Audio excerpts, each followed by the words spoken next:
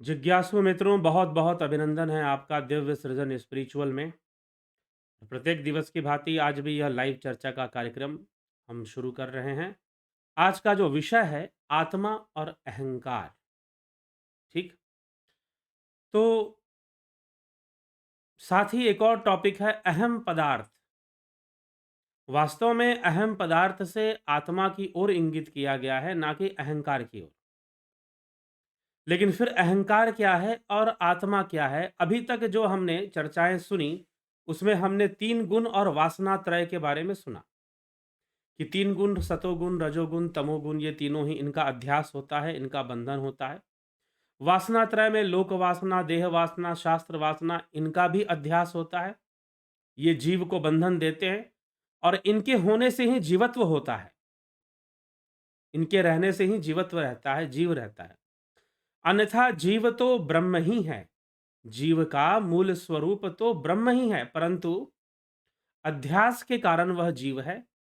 वासना त्रय का अध्यास, तीन गुणों का अध्यास, और अब अहंकार के विषय पर इस अद्वैत शास्त्र विवेक चूड़ामणि के अंदर बताया जा रहा है कि अहम पदार्थ क्या है और अहंकार क्या है। तो मुख्य विषय बनता है आत्मा और अहंकार।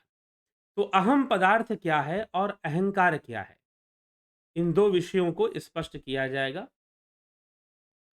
तो अहम पदार्थ की चर्चा करते हुए ही कहा जा रहा है, सर्वात्मना दृश्यमिदं मृषैव नैवहामर्थः क्षणिकत्व दर्शनात् जानाम्यहं सर्वमिति प्रतीतिः कुतो अहं मादे क्षणिकस्य सिद्धयेत। यह दृश्य जगत सर्वथा मिथ्या ही है। यह संपूर्ण जगत तो मिथ्या ही है। इसकी क्षणिकता देखने में आती है कि यह क्षणिक है। ठीक है, ट्रांजिटरी है, क्षणिक है। इसलिए यह अहम पदार्थ नहीं हो सकता। यह जगत कहीं भी कभी भी अहम पदार्थ नहीं हो सकता। अतः इन क्षणिक अहंकार आदि को मैं सब कुछ जानता हूं, ऐसी प्रतीति कैसे हो सकती है? जीव को ऐसी प्रतीति कैसे हो सकती है कि मैं सब कुछ जानता हूं? क्योंकि वो सब कुछ नहीं जानता है और न जान सकता है। अहम पदार्थस्त्व हमादि साक्षी नित्यम सुषुप्तावपि भाव दर्शनात्। भाव दर्शनात्, इस शब्द में भाव दर्शनात् बहुत रहस्य छुपा है। इस शब्द में ब्रूते हजो नित्य इति श्रुति स्वयं तत्प्रत्यगात्मा सद सद्वी लक्षण। अहम पदार्थ तो अहंकार आदि का भी साक्षी है। अहम पदार्थ क्या चीज है? वह तो अहंकार का भी साक्षी है। अहम पदार्थ अहंकार आदि का भी साक्षी है, जगत का भी साक्षी है। तो इसीलिए इसे आप अहम पदार्थ ना समझें। किसे? अहंकार को या इस जगत को? यह समझाने की कोशिश की गई, क्योंकि उसकी सत्ता सुषुप्ति में भी देखी जा सकती है। स्वयं श्रुति भी उसे अजो नित्य ऐसा कहती है। अतः वह प्रत्यगात्मा है और सत असत से भी विलक्षण है। तो इसलिए जो अहम पदार्थ है वह तो अहंकार का भी साक्षी होता है और उसकी सत्ता सुषुप्ति में भी रहती है। सुषुप्ति में वही साक्षी होता है, सुषुप्ति का और सुषुप्ति के आनंद अवस्था का, प्रज्ञान घन का वही साक्षी है। विकारिणाम सर्व विकार वेता नित्यो अविकारो भवितुम समर्हति। मनोरथ स्वप्न सुषुप्तिषु स्फुटम पुनः पुनर्दृष्ट मसत्वमेतयो। अहंकार आदि विकारिणाम सर्व विकार वेता। अहंकार आदि विकारीय वस्तुओं के समस्त विकारों को जानने वाला, विकारिणाम सर्व विकार वेता, जो सभी विकारी और विकारों को जानने वाला है। वेता मतलब जानने वाला। नित्यो अविकारो भवितुम समर्हति। नित्य तथा अविकारी ही होना चाहिए वह जो अहम पदार्थ है। वह अहंकार आदि सभी वस्तुओं और विकारों को जानने वाला है और वो स्वयं नित्य और अविकारी है, उसके अंदर कोई विकार नहीं। मनोरथ स्वप्न सुषुप्ति काल में, मनोरथ स्वप्न और सुषुप्ति काल में इन स्थूल सूक्ष्म दोनों शरीरों का अभाव बार बार स्पष्ट देखा गया है। ठीक। सुषुप्ति काल में क्या होता है? स्थूल शरीर का भी आभास नहीं रहेगा, सूक्ष्म का भी नहीं रहेगा। दोनों शरीर का अभाव बार-बार स्पष्ट देखा गया है। अतः यह अहम पदार्थ आत्मा कैसे हो सकते हैं? अतो अभिमानम त्यज्यमांस पिंडे पिंडाभिमान निप्पि बुद्धि कल्पिते कालत्रया बाध्यम खंड बोधम ज्ञात्वा स्वमात्मा नमुपैहि शांतिम। इसलिए इस मांस पिंड, ये जो शरीर है, स्थूल शरीर, यह मांस पिंड है।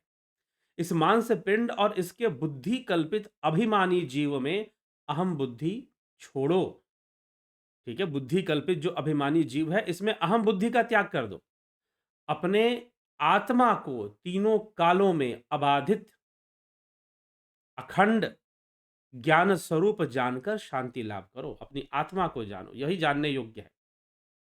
तेजाभिमानम कुलगोत्र नाम रूपाश्रमेश्वर दृशवाश्रितेषु लिंगस्य धर्माणपि कर्तृतादिन त्यक्त्वा भवाखंड सुख स्वरूपः। भवाखंड सुख स्वरूपः। इस लिबलिबे मांस पिंड के अंदर, यह जो मांस का पिंड, ये जो स्थूल शरीर है, आश्रित रहने वाले कुल गोत्र नाम रूप और आश्रम का अभिमान छोड़ो। क्योंकि ये सब कुछ किस पे निर्भर है? आपके शरीर पे निर्भर है। आप किस कुल से हैं, आप किस गोत्र से हैं, आपका नाम क्या है, नाम कितना है, आपका रूप कितना स्वरूप है और कितना कुरूप है, यह सब इस मांस पिंड, इस स्थूल शरीर पर आश्रित हैं। इसीलिए इसका अभिमान छोड़ो, क्योंकि यह सब परिवर्तनशील और क्षणिक है। क्षणिक है यह सब। बौद्ध दर्शन में भी क्षणिकवाद एक विचारधारा है, बौद्ध दर्शन की क्षणिकवाद। तो बौद्ध दर्शन पर भी चैनल पर चर्चा आगे आपको विस्तार से मिलेगी। कौन कौन से उसमें विचारधाराएं हैं, विषय हैं जिन पर चर्चाएं होती हैं, वो सब मिलेगी। चलिए, तो यह सब कुछ क्षणिक है। अभिमान छोड़ो तथा कर्तापन, भोक्तापन आदि लिंग देह के धर्मों को भी त्याग कर अखंड आनंद स्वरूप हो जाओ। स्थूल देह के धर्मों का त्याग और लिंग देह के धर्मों का त्याग कर अखंड आनंद स्वरूप हो जाओ। लेकिन होगो कैसे? वो कौन सी क्रिया है जिससे कि आप ऐसा हो जाएंगे? वह तो ध्यान योग है। यह पहले ही चर्चा हो गई, इसीलिए अब ऐसा हो सकता है ना कि आप इसको सुने और सोचे कि हो जाओ मतलब कि जबरदस्ती होने के लिए कहा जा रहा है। जी नहीं, पहले ही कह दिया गया है कि प्रयत्न पूर्वक अभ्यास करते हुए, प्रयत्न पूर्वक अभ्यास करते हुए ही आप हो सकते हैं। और दूसरा बात कि आप हैं, आप हैं। यह कोई प्रदर्शन का विषय नहीं है, यह कोई प्रदर्शन का विषय नहीं है। आप हैं। आपने अखंड ब्रह्मचर्य का पालन किया है, आपने बहुत कुछ त्याग किया है। तो क्या लोग आपके पैर छुएं? क्या इसीलिए त्याग किया था और क्या इसीलिए अखंड ब्रह्मचर्य का पालन किया था? ठीक है, तो यह सब बातें समझने योग्य है, यह सब बातें गौर करने योग्य है। नहीं तो साधक मार्ग से भटकता है। कुछ क्रियाएं कर कर वो कुछ प्रशंसा ही चाहता है और कुछ सम्मान ही चाहता है। इसीलिए आजकल भी लोग जो है किसी को तपस्वी उसके वेश से मान लेते हैं, उसकी बातों से मान लेते हैं उसको तपस्वी, कि भाई लगता है इसने बहुत तपस्या की होगी और ये ऐसे हैं, दिख रहे हैं। तो इसी से अपनी रक्षा कर कर अपना बचाव कर लेना है। क्योंकि आप जो भी कर रहे हैं वो आप अपने व्यक्तिगत स्तर पे कर रहे हैं और व्यक्तिगत के लिए ही कर रहे हैं। तो इन सभी चीज़ों का स्वप्रचार नहीं बनाना चाहिए। स्वप्रचार इसका साधन नहीं बनना चाहिए कि मैंने ये किया है, मैंने वो किया, ये सब कहने की चीज़ें नहीं हैं। क्योंकि रहस्य बड़ा गूढ़ है। वास्तव में जो आत्मज्ञान की ओर बढ़ जाता है और उसे दर्शन अनुभव होने लग जाते हैं, वो स्वयं ही ऐसी चीज़ों से अपनी रक्षा करता है। स्वयं ही अपने आप को बचाता है। वह स्वयं ही अपनी प्रशंसा और प्रचार से बचने की कोशिश में लगे रहता है। अगर हो भी जाए तो उसमें अनासक्ति ही बना के रखता है, उससे कोई मतलब नहीं रखता। ना ही कोई ऐसी प्रतिक्रिया देता है कि जिससे कि ऐसा हो। इसीलिए ये सारी बातें स्वयं पर लागू करने के लिए और स्वयं के संतोष के लिए है, ना कि व्यर्थ किसी से प्रशंसा सुनने के लिए है। तो कई बार क्योंकि ऐसा मैं इसलिए बोल रहा हूँ, क्योंकि आजकल समाज में ऐसी प्रथा चल पड़ी है या कुछ लोगों के अंदर ऐसा है कि वो किसी प्रभाव में कुछ करते हैं, साधना करते हैं और फिर उनको आवश्यकता पड़ती है कि वो चाहते हैं कि जो उन्होंने किया है, अगर मान लो एक भाई साहब मुझे अ, कुछ महीने पहले उनसे मेरी मुलाकात हुई थी, ठीक है? अब जो है उन्होंने एक दावा किया कि 3 वर्षों से मैंने जो है एक बूँद मेरी नहीं गिरी है। मैंने अखंड ब्रह्मचर्य का पालन पिछले 3 साल से कर रहा हूँ। ऐसा कहने की आवश्यकता ही मैंने पूछा कि आपको ऐसा कहने की आवश्यकता क्या पड़ रही है? क्यों पड़ रही है? ये बताइए आप। आपको इसका प्रचार करने की आवश्यकता क्यों पड़ रही है कि आपने 3 साल से एक बूँद भी नहीं गिराया है और आपने संचय किया है? ऐसे तो और भी दूसरे लोग हो सकते हैं जिन्होंने ना किया हो, एक बूँद भी ना गिरा और कई कारणों से ऐसा हो सकता है। तो इस चीज़ का प्रचार करने की आपको आवश्यकता क्यों पड़ रही है? क्या आप अपने आप में आनंदित नहीं हैं इस विषय से? अपने आप में आपको इसका लाभ नहीं मिल रहा क्योंकि आप ये चाहते हैं कि आप एक बहुत बड़े ब्रह्मचारी या आपने इंद्रियों पे संयम कर लिया है। इन सभी विषयों का जो प्रथम लाभ है, वो आपको अपने आप में ही प्राप्त होता है। इसीलिए इस बात का ढिंढोरा पीटकर कि आपने ब्रह्मचर्य का पालन किया है, आप कोई ऐसी कोई बात नहीं है कि आप कुछ वो हो जाएँगे या पूजनीय हो जाएँगे या फिर आप चाहते हैं कि लोग इस बात को जानें। तो यही सब विषय है। इसको कहते हैं जब सही बात पता नहीं होती या आधी-अधूरी ज्ञान होता है, आधा-अधूरा किसी विषय के बारे में पता होता है, तो हम ढिंढोरा पीटने में विश्वास करते हैं। तो इससे बचिए। ये संपूर्ण विषय आदिगुरु शंकराचार्य इसलिए पहले ही इस विषय को स्पष्ट करते हैं कि यह तुम्हारे प्रयत्न का विषय है और इसका लाभ तुम्हें तुम्हें है, अपने आप में है। ठीक? तो अब कुछ बात ऐसी यहाँ पर लिखी है और आपने उसको किया है, तो वह निश्चय ही कभी भी प्रचार का उद्देश्य उसमें नहीं होता है। अगर कहीं से भी ज़रा-सा भी आ जाए तो फिर वो निश्चय ही जो है, इसका मतलब है कि अभी परिपक्वता में बहुत कमी है। अभी आप परिपक्व नहीं हुए हैं। परिपक्वता में बहुत ही कमी है। तो यह सारा विषय कुछ अलग ढंग से प्रमाणित होता है, उसे प्रकृति ही प्रमाणित करती है। आपको उसके लिए प्रमाणित करने या उसको प्रचार करने की आवश्यकता नहीं पड़नी चाहिए। तो इन विषयों को हालाँकि पहले ही योग शास्त्र में भी बहुत स्पष्टता से महर्षि पतंजलि ने स्पष्ट किया है कि यदि वास्तव में आपका ध्यान योग बहुत परिपक्व और आपकी साधना, आपका ब्रह्मचर्य बहुत परिपक्व, तो सिद्धियों का वो आपके अंदर हो ही जाएगा। उसके लिए आपको किसी को बताने की ज़रूरत नहीं, वो तो अपने आप ही हो जाएगा। वो परिपक्वता अपने आप ही आ जाएगी आपके अंदर। लेकिन नहीं आ पाती है। नहीं आ पाती है, व्यक्ति कई सालों तक साधना करता है, उसके अंदर नहीं आ पाती है, तो वो सोचता है कि भाई अब दुनिया जाने कि मैंने ये किया है। ये किया है, दुनिया को पता होना चाहिए। ये बात हो जाती है फिर। तो इसीलिए इन सब बातों से बचकर व्यक्ति को निश्चय ही अपने अभ्यास को बढ़ाना चाहिए, अध्यास को दूर करना चाहिए। अभ्यास को बढ़ाइए, अध्यास को दूर करिए और कितने आप साधारण ढंग से रह सकते हैं, रहिए, ठीक है? तभी जाकर इसका पूर्ण फल प्राप्त होगा। तो चलिए, आगे चलते हैं इसी विषय पर। तो आगे आदि गुरु शंकराचार्य अहंकार निंदा का विषय लेते हैं। अहंकार निंदा का विषय यहाँ पर वो छेड़ते हैं कि भाई पहले तो कह देते हैं कि इस मांस पीढ़ आश्रित कुल गोत्र नाम रूप और आश्रम का अभिमान छोड़कर कर्तापन भोक्तापन आदि लिंग देह के धर्मों को भी त्याग कर, लिंग देह मतलब सूक्ष्म शरीर के धर्मों को भी त्याग कर अखंड आनंद स्वरूप में लीन होने का प्रयत्न करना चाहिए, अध्यास से मुक्त होने का प्रयत्न करना चाहिए, उसमें जाने का प्रयत्न करना चाहिए। अब वो अहंकार को समझाते हैं कि यह आत्मा ही वास्तव में अहम पदार्थ, पहले तो ये उन्होंने बता दिया क्योंकि उससे ही सब कुछ होने वाला है, वही साक्षी है हर विषय का, ना कि अहंकार। यहां तक कि अहंकार का भी साक्षी वही है।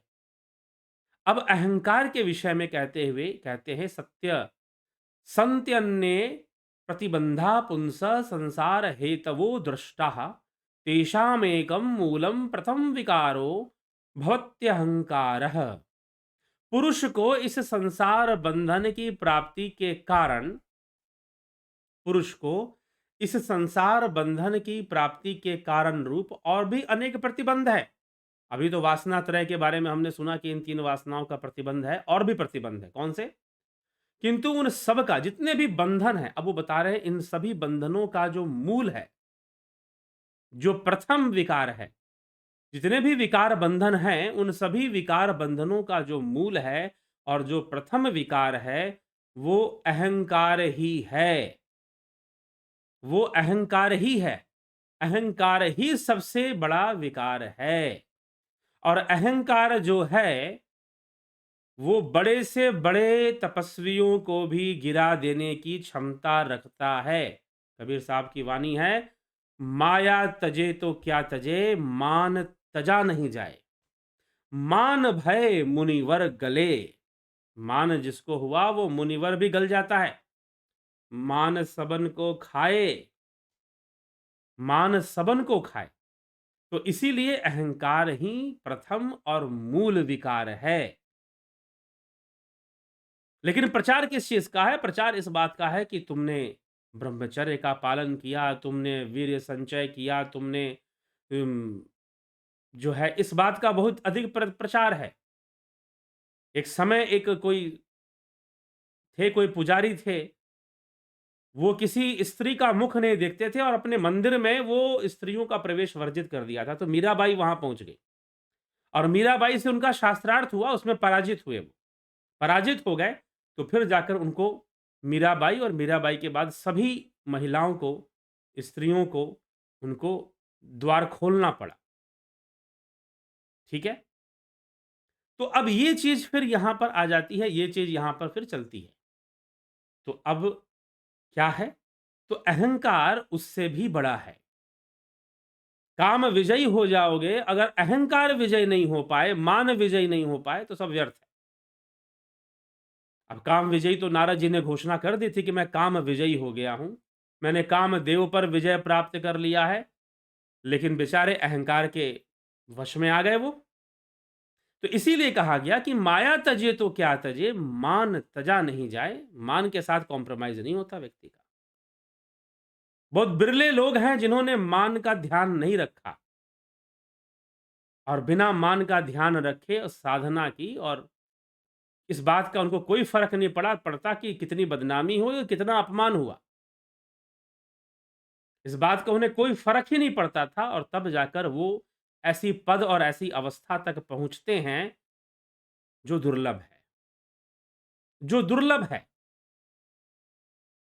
ठीक है?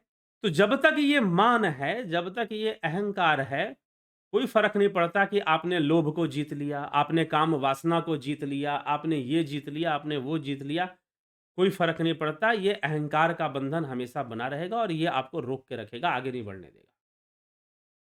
तो इसको खत्म करना पड़ेगा, अहम को गलाना पड़ेगा, और बड़ा कठिन है इसको ही गलाना, क्योंकि ये अगर आप इसको नहीं गलाओगे, ये आपको गला देगा। माया तजे तो क्या तजे, मान तजा नहीं जाए। नारद को गलना पड़ा।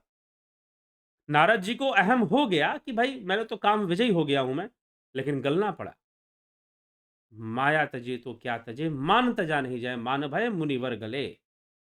ठीक है?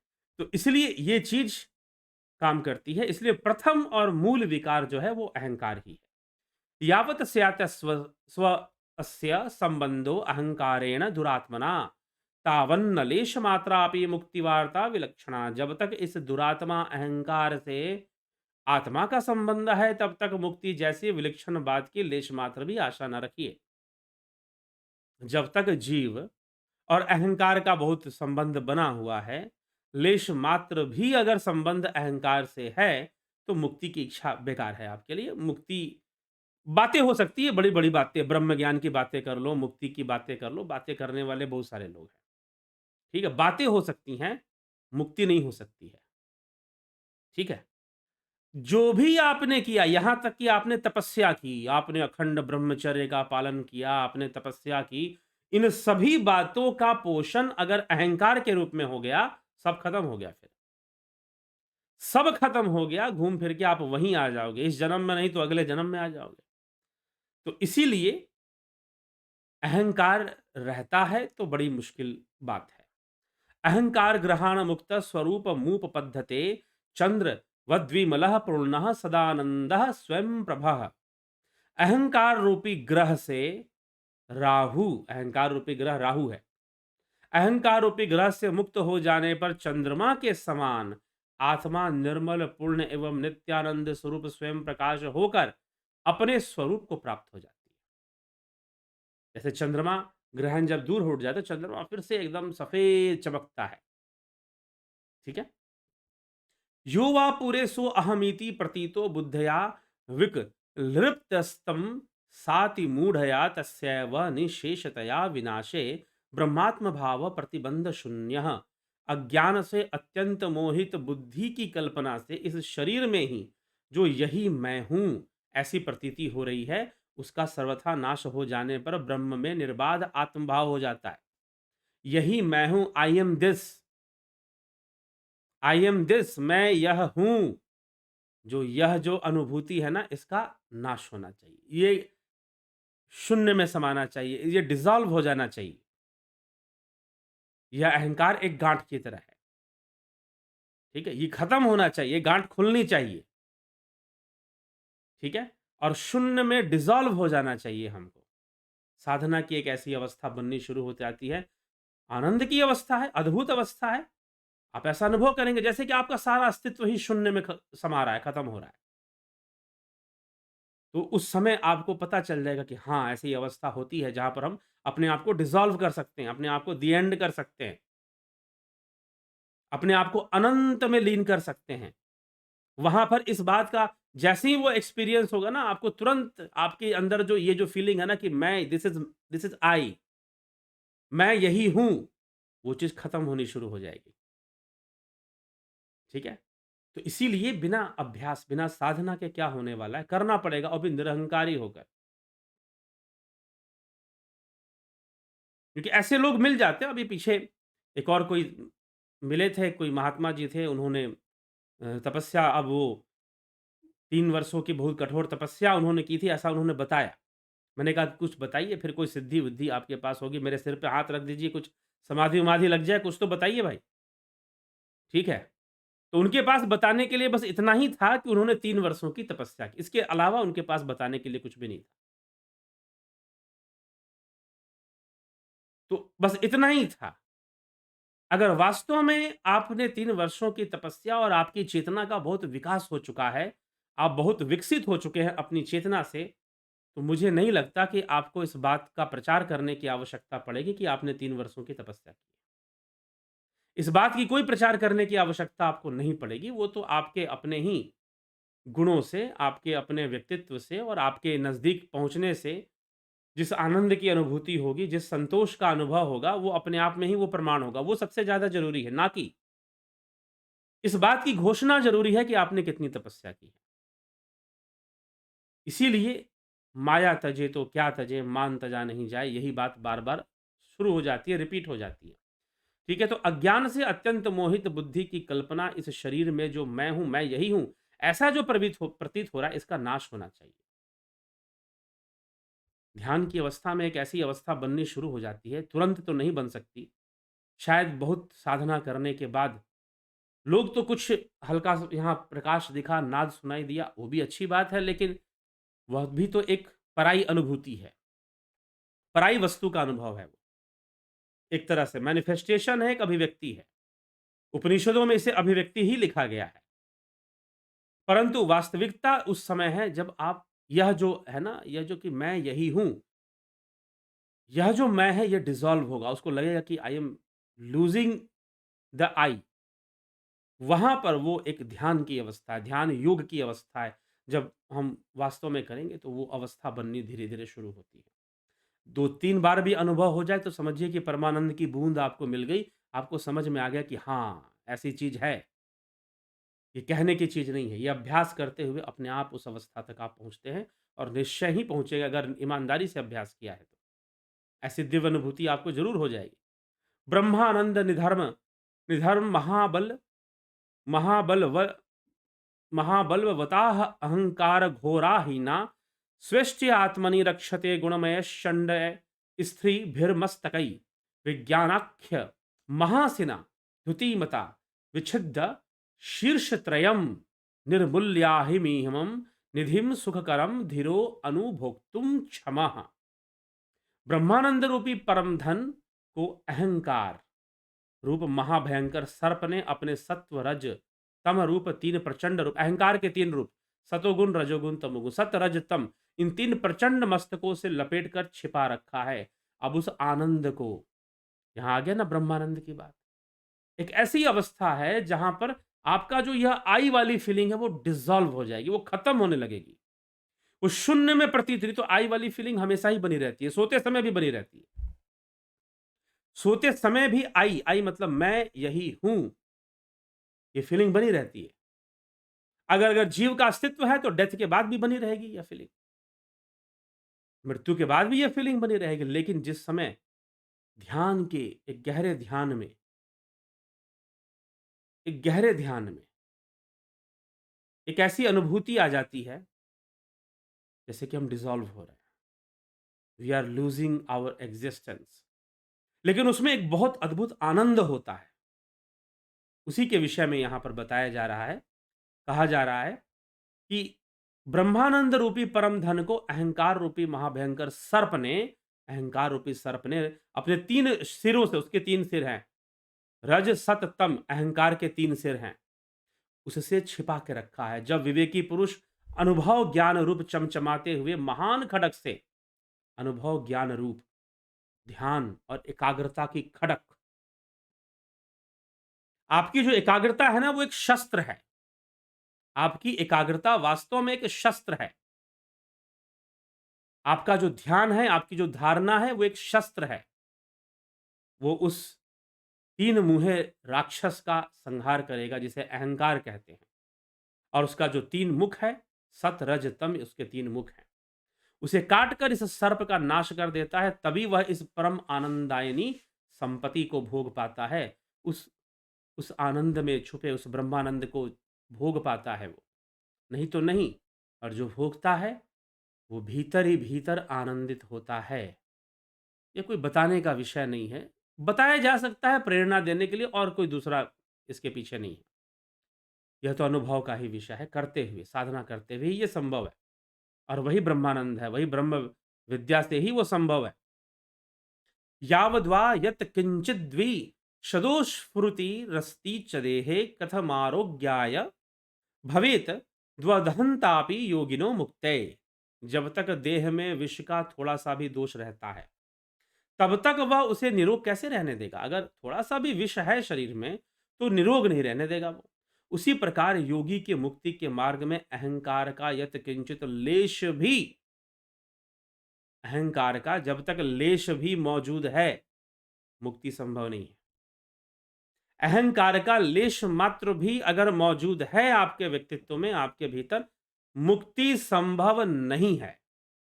ठीक है, इसी को यहां पर आदि गुरु शंकराचार्य कह सकते हैं, कहते हैं अहमो अत्यंत निवृत्त्या तत्कृत नाना विकल्प संहृता प्रत्यक्तत्व विवेकादय महम स्मृति विंदते तत्वम। अहंकार की निशेष निवृत्ति से, उससे उत्पन्न हुए नाना प्रकार के विकल्पों का नाश हो जाने पर, आत्म तत्व का विवेक हो जाने से, यह आत्मा ही मैं हूं, यह शरीर मैं नहीं हूं, मैं तो आत्मा हूं, यह बात का ज्ञान हो जाएगा, बोध हो जाएगा। इस विकारात्मक आत्म प्रतिबिंब युक्त और स्वरूप को छिपाने वाले अहंकार में अहम बुद्धि को शीघ्र ही त्याग दो। पहले अहम बुद्धि का त्याग कीजिए। अहंकार का त्याग करना है तो पहले अहम बुद्धि का त्याग कीजिए। इसके अध्यास से ही तुझ चैतन्य मूर्ति आनंद स्वरूप प्रत्यगात्मा को जन्म मरण बुढ़ापा आदि नाना प्रकार के दुखों से पूर्ण यह संसार बंधन प्राप्त हुआ है। यह संसार बंधन प्राप्त हुआ है जन्म मरण अध्यास से ही, अहंकार के अध्यास से, अहम बुद्धि से, अहंकार के अध्यास से ही तुझे चैतन्य मूर्ति आनंद स्वरूप, तू ही तो आत्मा है, तुझे जन्म मरण बुढ़ापा आदि प्राप्त हो रखा है। सैदक रूपस्य चिदात्मानो विभो रानंद मूर्तेर नवदकृते नैवान्यथा क्वाप्य विकारिणस्ते विनाहमध्या समुष्य संस्कृति। अर्थात इस अहंकार रूप अध्यास के बिना तुझ सर्वदा एक रूप चिदात्मा व्यापक आनंद स्वरूप पवित्र कीर्ति और अविकारी आत्मा को और किसी प्रकार संसार बंधन की प्राप्ति नहीं हो सकती है। इसी प्रकार हुई है, ठीक है, अन्य किसी प्रकार नहीं हो सकती है। अहंकार ही अहंकार के अध्यास के बिना, अगर अहंकार का अध्यास ना हो, यहाँ कहा जा रहा है अहंकार रूप अध्यास के बिना तुझ सर्वदा एक रूप चिदात्मा व्यापक आनंद स्वरूप पवित्र कीर्ति रूप है तू तो, और अविकारी आत्मा को कैसे भला बंधन हो सकता है? अध्यास, अहंकार रूप अध्यास के कारण। अध्यास मतलब पोजेशन। तस्माद अहंकारमिमं स्वशत्रुं भोक्तुर्गले कंटकवत् प्रतीतम विच्छिद्य विज्ञान महासीना स्फुटम भुंक्ष्वात्म साम्राज्य सुखम यथेष्टम। इसलिए हे विद्वन, हे शिष्य, भोजन करने वाले पुरुष के गले में कांटे के समान खटकने वाले इस अहंकार रूप भोजन, अहंकार जो है जैसे भोजन करने वाले गले में कांटा फंस जाए, कांटे की तरह कोई वस्तु फंस जाए, तो कांटे के समान खटकने वाले इस अहंकार रूप अपने शत्रु को विज्ञान रूप महाखड़ग से ध्यान योग नामक महाखड़ग से भली प्रकार छेदन कर आत्म साम्राज्य सुख का यथेष्ट भोग कर तुझे आत्म साम्राज्य प्राप्त होगा, आत्मा का परम सुख तुझे प्राप्त होगा। फिर अहंकार आदि कर्तृत्व भोक्तृत्व और वृत्तियों को हटाकर तू परमार्थ तत्व की प्राप्ति से राग रहित हो जाएगा, अर्थात विरागी हो जाएगा। आत्मानंद के अनुभव से ब्रह्म भाव में पूर्णतया स्थित होकर आनंद का अनुभव करेगा, निर्विकल्प और मौन हो जाएगा, निर्विकल्प अवस्था की प्राप्ति हो जाएगी। इस प्रकार से कह रहे हैं, समूल कृतो अपि महानम पुनः पुनर्व्यू लेखिता स्यादधि चेतसा क्षणम संजीव्य विक्षेप शतम करोति नभस्वता प्रावृषि वारिदो यथा। यह प्रबल अहंकार, यह क्या है? यह जो प्रबल अहंकार है, यह प्रबल अहंकार जड़ मूल से नष्ट कर दिया जाने पर भी यदि एक क्षण मात्र को चित्त का संपर्क प्राप्त कर ले तो पुनः प्रकट हो सकते, वो सैकड़ों उत्पात खड़े कर देगा। सुनिए कितनी रहस्यमयी बात लिखी गई। अब यहां पर आपको समझ में आएगा कि महर्षि पतंजलि ने कहा है चित्तवृत्ति निरोध, उन्होंने अहंकार निरोध की बात नहीं की है, चित्तवृत्ति निरोध की बात की है। चित्तवृत्ति रहेगी तो अहंकार तो रहेगा ही। आदि गुरु शंकराचार्य यहां कहते हैं कि यह जो अहंकार जड़ मूल से नष्ट कर दिया जाने पर भी, अगर जड़ मूल से नष्ट हो गया फिर भी यदि एक क्षण मात्र को चित्त का संपर्क प्राप्त कर ले, अगर चित्त वृत्ति के रूप में वो आ जाए और उसे संपर्क मिल जाए तो पुनः प्रकट होकर सैकड़ों उत्पात खड़े कर देगा, सैकड़ों उत्पात पुनः प्रकट होकर खड़े कर देगा। ठीक है, तो यह अहंकार की गति है। इसलिए चित्त वृत्ति का निरोध करके ही, अंततः चित्त की वृत्तियों का निषेध करके, चित्त की वृत्तियों को रोक कर ही अंततः इस समस्या का समाधान है, अहंकार रूपी समस्या का, अन्यथा कोई समाधान नहीं। और वही महर्षि पतंजलि योग शास्त्र में कहते हैं योगस चित्त वृत्ति निरोधा। ठीक है जिज्ञासुओं, तो ये अहंकार के विषय पर बहुत अद्भुत चर्चा आदिगुरु शंकराचार्य ने विवेक चूड़ामणि में की है, और इसकी सूक्ष्मता को समझना है, जानना है। वास्तव में देखिए, अगर आप आनंद उठाना चाहते हैं साधना का, ध्यान योग का और ऐसी अवस्थाओं का, तो निश्चय ही हमें बहुत सारी चीज़ों से बच लेना चाहिए। बहुत तरह की चीज़ों से, जहाँ पर स्वप्रचार है, जहाँ स्वप्रशंसा है, स्वमान है और अभिमान भी भरा हुआ है, जहाँ पर इन सब चीज़ों का जमावड़ा है, वहाँ पर निश्चय ही बाकी विकार भी आ ही जाएँगे। नहीं आने का प्रश्न नहीं उठता, बाकी विकार भी आ जाएँगे। इसलिए जिज्ञासुओं इस पर बहुत विचार करिए, गौर करिए और विचार करके ही आप जो है इसको समझें और समझकर चलें। ठीक है? तो निश्चय ही होगा, साधना करें, ध्यान होगा जब, तभी अहंकार का लय होगा। अहंकार कहने का, अहंकार की बात तो कही जा रही है, लेकिन साथ ही साथ आदि गुरु शंकराचार्य कह रहे हैं कि भाई जब तक तुम अपने मैं यही हूँ इस ये चीज़ खत्म ना हो जाए कि मैं यही हूँ। ठीक है? तो ये कौन है भाई? अगर मैं नहीं हूँ तो ये कौन है? ये कुछ भी नहीं है। ये नश्वर है, ऐसा समझना चाहिए। तो मैं यही हूँ, इस बात को खत्म करने के लिए ये कह देने से खत्म नहीं हो जाएगा। कुछ लोग कहेंगे ऐसी भावना करते हैं हम कि हम मैं यह नहीं हूँ, मैं तो आत्मा हूँ। भावना भावना भी तो बंधन है। भावना भी एक बंधन है, भावना है ही है। भावनाओं का कारण अहंकार है, भावनाओं के जन्म लेने का कारण अहंकार है, तो किसी न किसी रूप में अहंकार होगा। तो जब तक पूर्णतः ध्यान योग की गहराई में उतर कर, जब तक उस सूक्ष्म अवस्था तक हम नहीं पहुँचेंगे जहाँ पर हम अपने आप को ही खत्म होता हुआ अनुभव करेंगे, डिसॉल्व हो रहे हैं जैसे हमारी सारी एक्जिस्टेंस शून्य में समा रही है, हमारी सारी एक्जिस्टेंस शून्य में समा रही है। एक ऐसी अवस्था बननी शुरू हो जाती है, तो वो ध्यान योग के द्वारा जो वैसी अवस्था तो उसी से सब होने वाला है। उसी से सारे लाभ प्राप्त होने वाले हैं, ठीक है? तो इस पर हमें थोड़ा विचार करना चाहिए और विचार करके हमें चलना चाहिए, आगे बढ़ना चाहिए, ठीक है? तो चलिए जिज्ञासुओं इसी के साथ विराम देंगे अभी फ़िलहाल। इस चर्चा को कल फिर जो है मिलेंगे आपको लाइव चर्चा में और आप जुड़े रहें, बने रहें, लाभ उठाते रहें, ठीक है? ध्यान योग का कोर्स 29 दिसंबर से शुरू हो रहा है, आपको लाभ उठाना है, ज़रूर जुड़ जाइए। ज़रूर जुड़ जाइए अगर आपको इसका लाभ उठाना है तो। ज्वाइन कर लीजिए। साथ ही अब नेचुरोपैथी का कोर्स भी शुरू होगा। तारीख बता देते हैं हम नेचुरोपैथी के कोर्स का। आपको नेचुरोपैथी का कोर्स स्टार्ट होगा 14 जनवरी से, मकर संक्रांति के दिन से। नेचुरोपैथी का कोर्स हम ला रहे हैं, प्राकृतिक चिकित्सा से संबंधित बातें, हमारा खान-पान, थोड़ा रहन-सहन जिससे कि हम एक अच्छा जीवन जिएँ, हम अपने शरीर की ऐसी संरचना रख सकें कि जिससे कि हमें ध्यान और गहरे ध्यान में उतरना सरल हो। ठीक है? तो ध्यान खुद में एक प्राकृतिक चिकित्सा है, साधना करना, ध्यान, योग करना एक प्राकृतिक चिकित्सा ही है अपने आप में ही, ठीक है? तो ये सारी चीज़ें हमें अगर हम जानते हैं तो उस पर भी एक कोर्स आने वाला है, जो कि मकर संक्रांति के दिन से शुरू हो रहा है। उसके बारे में जो दूसरी जानकारियाँ हैं, कैसे जॉइनिंग होगी उसकी और कैसे जो है कितना शुल्क होगा उसका जॉइन उस कोर्स का, लगभग 1 महीने का कोर्स वो भी होगा, उसमें भी लगभग आपको 25, 30 या 35 तक भी वीडियोज़ हो सकते हैं। तो 1 महीने का कोर्स वो होगा, तो निश्चय ही आप इसका लाभ उठाएँ और अपने शरीर को स्वस्थ रखें, मन को स्वस्थ रखें, सूक्ष्म शरीर को स्वस्थ रखें और इन दोनों को स्वस्थ होने का मतलब स्वयं में स्थित रखें। स्वयं में स्थित रखें, वास्तव में जो इसका अर्थ है शाब्दिक अर्थ, बता रहा हूँ मैं।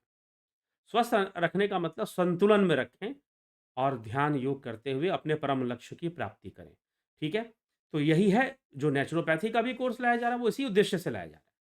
तो आप ज़रूर अगर लाभ उठाना चाहते हैं, तो आप अगर इसके लिए लाभ उठाते हैं, तो इसके लिए जो जॉइनिंग है संभवतः 1 जनवरी से शुरू हो जाएगी। तो आप इसको जॉइन कर सकते हैं और मकर संक्रांति के शुभ दिन पर, पवित्र दिन से हम जो है इस कोर्स का प्रारंभ करेंगे, ठीक है? तो चलिए, अभी इसको हम विराम देते हैं आज की इस सभा को, आज के इस व्याख्यान को। कल 9 बजे फिर मिलेंगे, चर्चा होगी, लाइव चर्चा आगे बढ़ेगी। बहुत-बहुत आभार आप सभी का।